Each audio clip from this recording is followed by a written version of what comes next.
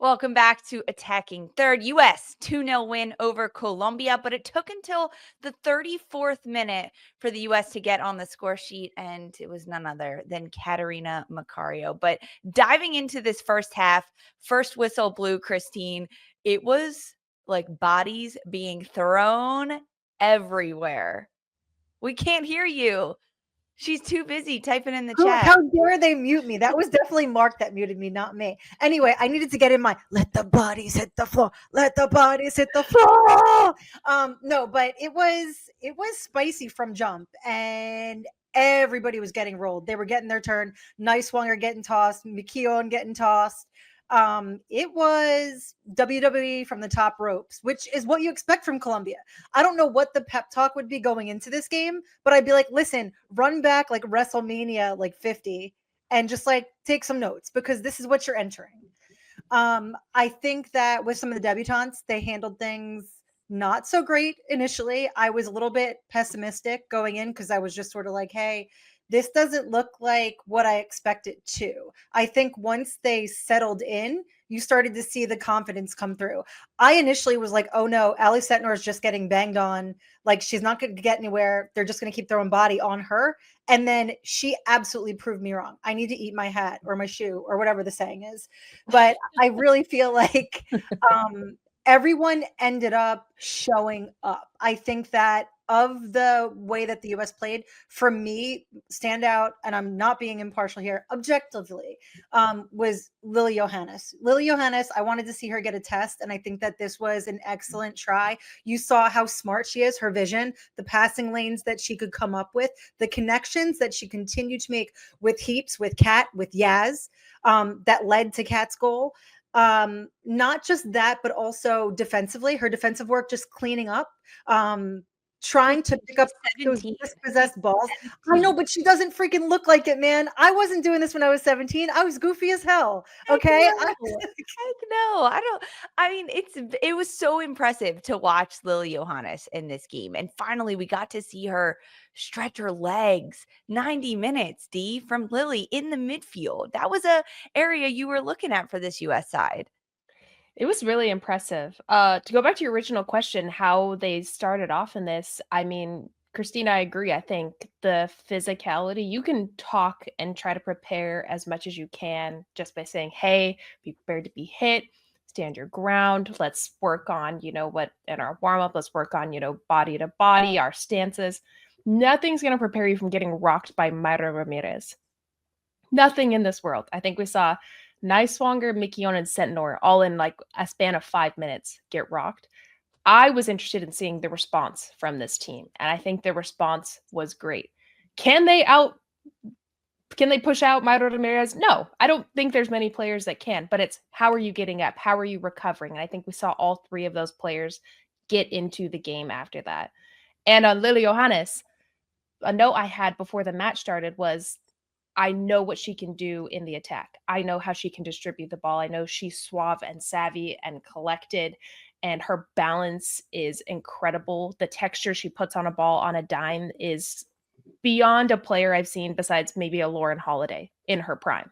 And Lily Yohannes is 17. I wanted to see how she was going to deal physically with a team like this. Can she plug those pockets that go into Mayra Ramirez? Can she block a shot, which we saw her do when Fox got beaten by Caicedo? I mean, she just rose to the occasion and adapted so well to the physicality that Colombia and the play. Let's not forget about Colombia's a really good team. They had great moments of play, but the U.S. did so well at adapting and ultimately shutting them down. And a big, big kudos to Lily Yohannes for that. Huge name drop comparison. Lauren Holiday. Let me in her prime.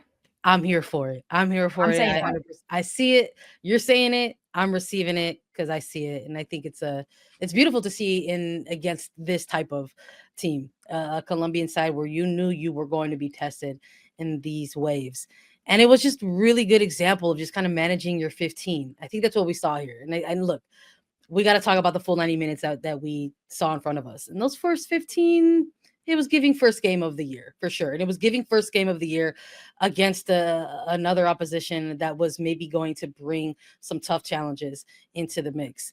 So it's painful. We don't ever want to see that. You don't want to see, players maybe struggling or feeling like they're maybe getting bullied around. It was a little nervy at times in the opening 15 with Mignon in her first start and Schwanger kind of dealing with some pressure really, really early on.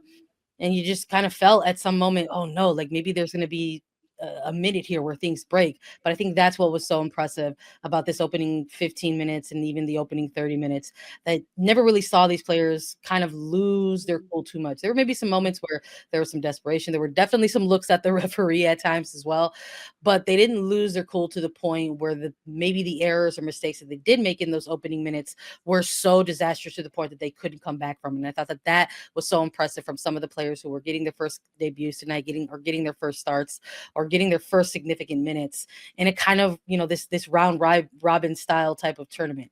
So very impressive all around. And I think to maybe kind of sustain what Colombia was bringing in that half hour to eventually flip the script on them a little bit in some ways, they did it in a way where it was difficult for Colombia to kind of come back or ever really kind of get back into the momentum that they were trying to build at one point. You could tell a lot of the game was mental for the U.S., and that's where they won this, because although the physicality of Colombia rocked the U.S. in the opening 5 minutes, I'll give them 5 minutes before the U.S. realized, okay, this is going to be a physically scrappy game. The refs aren't going to call anything. We have to continue to play. But Colombia did such a good job of finding those really small spaces and being outlets for each other, creating triangles, overloads in areas, and not giving the U.S. a single second on the ball, no matter who it was, from Jane Campbell to Catarina Macario up top. They didn't have time. And 15, 20 minutes into the game, the U.S. realized this and picked up their speed twofold. They were playing so quickly, moving on and off the ball, realizing that they have to be more physical, but in order to not combat that, just get rid of the ball quicker. And it all really started to fall into place. There was a chance in the 30th minute where Sam Coffey nearly had a goal. It was a huge save by Tapia. The Colombian goalkeeper came up massive throughout this game with a number of different saves. But Ali Setnor, I know we're giving a lot of love to Lily Yohannes, but I was so impressed with Ali Setnor in this opening whistle of this game, accepting the physicality that came to her. She was spinning out of trouble. She wasn't fazed by the pressure or being in tight spaces. She was head up every time she got the ball, and she wasn't holding on to it too quickly. She was looking to get rid of it and spring it forward. The U.S. found space in the wide areas, and that's ultimately when we got our first goal. The ball wide in the 34th minute, and Catarina Macario bullets it to the back of the net. D, break down the goal for us. Tell us what happened.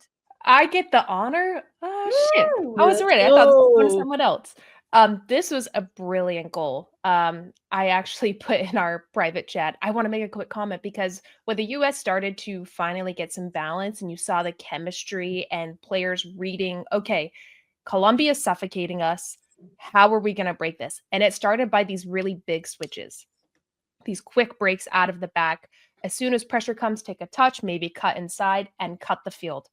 Switch the point of attack. And then you have space and time to drive. And this is how Colombia started to kind of lose their progression that they had into the attack. And those pockets opened up. Ball comes to Lily Yohannes. Calm, cool, collected, beautiful center of gravity. It's literally pinpoint how a coach demonstrates. This is how you play a long ball with this specific texture. Go back and watch this clip. Sets the ball up, looks up, sees Yasmin Ryan making a run. She chips it over the top. Look at the backspin on the ball. It sits perfectly in front of Yaz. She takes a look. Catarina Macario's busting her ass to get into the 6. And Yaz has a perfect cross off the half bounce, cuts it across the 6, and Macario finishes it. And it was just such a beautiful play of 3 players that you have not seen get that much time together. That takes a long time to come about, let alone in a pressure cooker of a national team camp. And when I saw this goal happen, it rang some of Emma Hayes' words before this camp started. There's players that are ready now and players that are ready later. I think within that, those 3 players showed that they're ready right now, because it takes time to get that, and they're willing to try it. They weren't scared to make a mistake, and it was a beautiful, statement goal. U.S. go into halftime up 1-0 on the statement goal from Catarina Macario, her first goal in nearly 3 years for the U.S. women's national team. 2 years, 314 days later. Her last goal was April of 2022. Insane. So the U.S. go into halftime up a goal. The conversation then shifts. How are they going to roll out second half? Any changes that we see?